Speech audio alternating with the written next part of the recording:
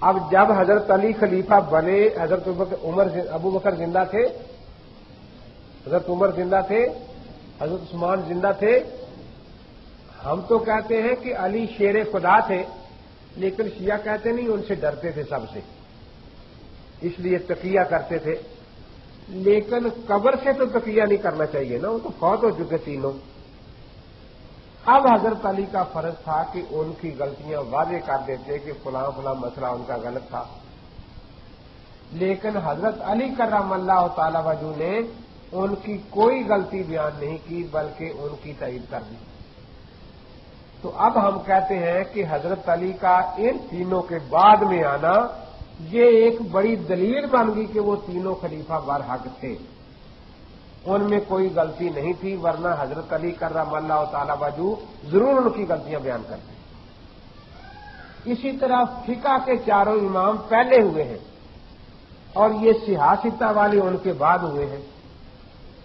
امام ابو حنیفہ سب سے پہلے ہیں، ان کے شاگرد امام مالک ہیں، ان کے شاگرد امام شافعی ہیں، ان کے شاگرد امام احمد ہیں، ان کے شاگرد امام بخاری ہیں۔ اب اگر یہ چاروں مذاہب اور ان کی تقلید غلط ہوتی تو سیاستہ والے کتاب الرد الجامعہ نہ لکھتے، پتہ نہیں 10-12 ہو گئے کہیں جامعہ۔ یہ حنفیوں سے دنیا بری تھی، ہر کتاب میں پہلا باب ہوتا کتاب الرد الحنفیہ، دوسرا باب ہوتا کتاب الرد الشافعیہ، کتاب الرد المالکیہ، کتاب الرد الحنابلہ ہونا چاہیے تھا یا نہیں؟ کیونکہ معاذ اللہ غیر مقلدوں کے کہنے کے مطابق اللہ رسول سے ہٹا کر ان اماموں نے دنیا کو اپنے پیچھے لگا لیا نا۔ اب ان کے بعد سیاستہ والے آئے تو ان کا سب سے بڑا فرض تھا کہ لوگوں کے ان سے ہٹا لیتے، ان کے خلاف باب باندھتے، باب الرد المرجیہ الحنفیہ وغیرہ۔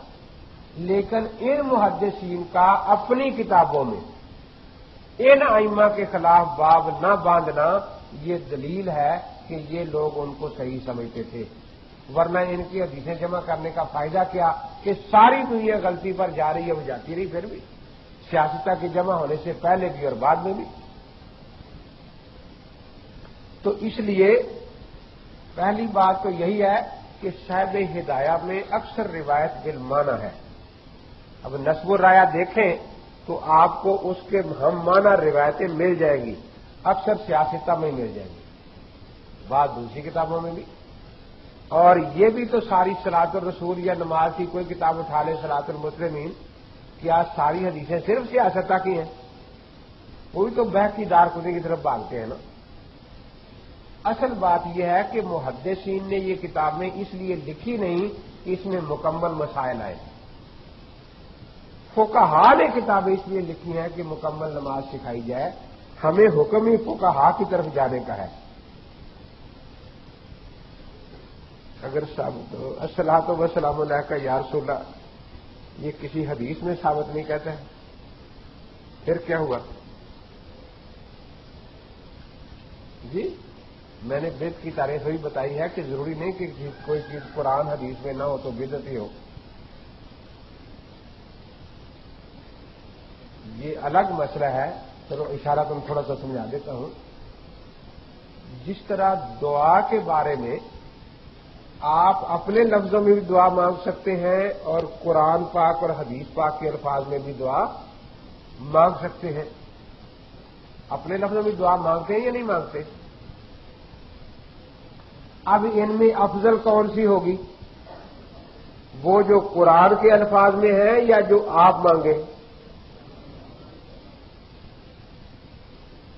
مطلق حکم نہیں ہے یہ مسئلہ سمجھیں۔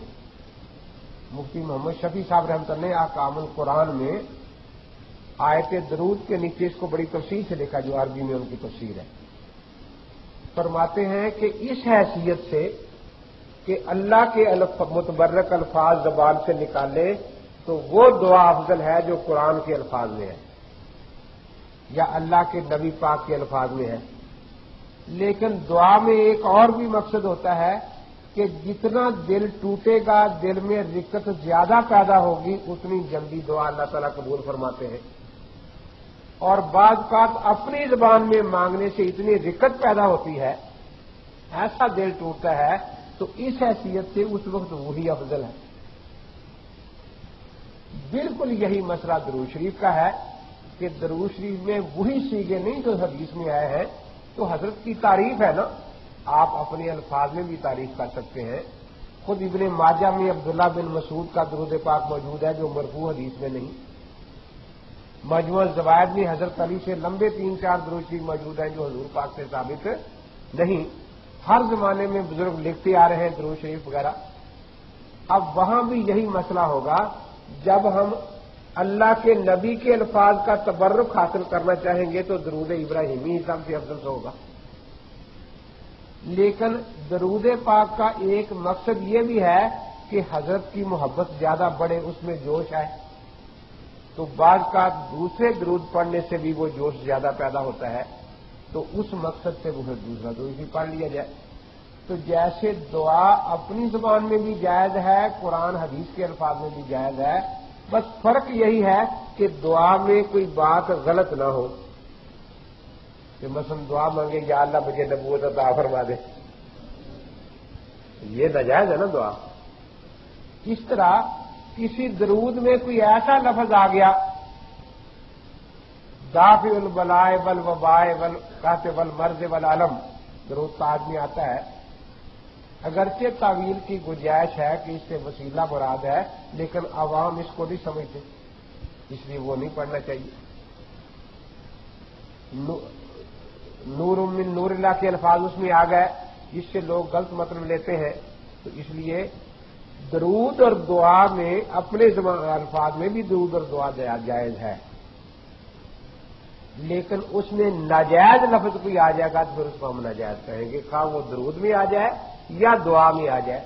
تو درود اور دعا کے بارے میں مسئلہ میں نے سمجھا دیا کہ یہ مسئلہ نہیں ہے کہ درود اور دعا صرف ان لفظوں میں ہو جو قرآن اور احادیث کے ہیں، دوسرے الفاظ میں بھی دعا جائز ہے اور درود جائز ہے، اور دونوں میں مقصد میں نے الگ الگ عرض کر دیے کہ ان کا مقصد درود کا یہ بھی ہے کہ حضرت پاک کی محبت جوش میں آئے، کیونکہ از محبت تلخ حاشینی شبد، محبت سے انسان بڑے بڑے کام کر جاتا ہے جو ویسے نہیں کر سکتا، اور ہمارا تعلق اپنے پاک پیغمبر کے ساتھ محبت کا ہی ہے، اور محبت ہی ہمارے ایمان کی جان ہے۔